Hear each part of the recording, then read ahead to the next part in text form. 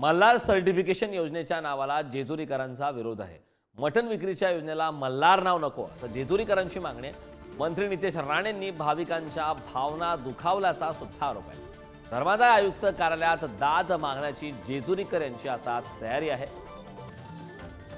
मटण विक्रीच्या संदर्भात आता मल्हार सर्टिफिकेशन योजनेच्या नावाला जेजुरीकरांनी विरोध केला।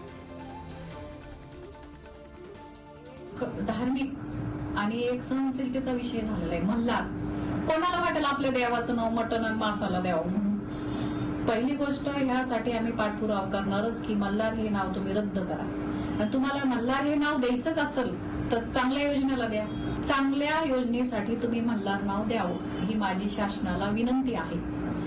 कारण ह्याच्यातून असहिताच वाढणार आहे, रोष वाढणार आहे। आणि हे मला असं वाटतं जे शासकीय अधिकारी आहेत तुमचे हे कुलदैवत खंडोबाच असतील म्हणून तुम्ही तुमच्या देवाचंच नाव मटण मासाला द्यायचं का याचा थोडा विचार करावा आणि फेरबदल त्यात करण्यात यावा। या संदर्भात महत्त्वपूर्ण माहिती देण्यासाठी आपले प्रतिनिधी बालाजी पोद्दार आपल्या सोबत जोडले। तर बालाजी, खरं तर मल्हार सर्टिफिकेशन ज्यावेळी योजनेला नाव देण्याचं ठरवण्यात आलं तेव्हापासूनच अशा प्रकारचा वाद होणं अपेक्षित होतं आणि या संदर्भात आता जेजुरीकरांनी या नावाला विरोध केलाय। काय सविस्तर?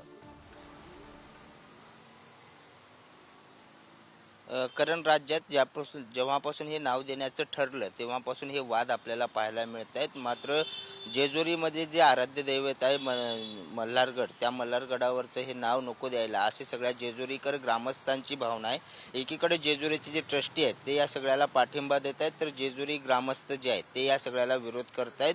मात्र सरकार हा आपला विरोध फेटाळून लावल, आपल्या विरोधाला सरकार जुमानणार नाही ही सगळी माहिती असल्याने आता हा सगळा वाद जो आहे तो धर्मदाय आयुक्ताकडे जाणार आहे। धर्मदाय आयुक्तामध्ये आम्ही दाद मागू आणि आमच्या देवाचं नाव कोणी मटण मासाला देतं का असा आरोप जो आहे, असे जे आक्षेप आहेत ते या सगळ्यांचे आहेत। त्यामुळे संतप्त ग्रामस्थ आहेत, त्यामुळे ग्रामस्थांच्या दबावापुढे सरकार झुकतं का ते पाहणं महत्त्वाचं आहे। मल्हार सर्टिफिकेशनचा वाद लवकर मिटला पाहिजे अशी सगळ्यांची भावना आहे। मात्र याचा वाद जो आहे तो सातत्याने वाढतोय। प्रामुख्याने जेजुरीत येणाऱ्या हजारो भाविकांच्या भावना दुखावल्या जातील अशी या सगळ्यांची भावना आहे। त्यामुळे या नावाला या सगळ्यांचा विरोध आहे आणि आता सरकार याकडे कसं पाहतं हे पाहणं सुद्धा महत्त्वाचं आहे।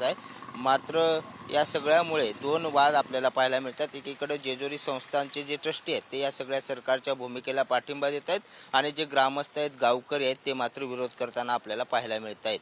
करण नक्कीच बालाजी, खूप खूप धन्यवाद या महत्त्वपूर्ण अशा माहितीसाठी।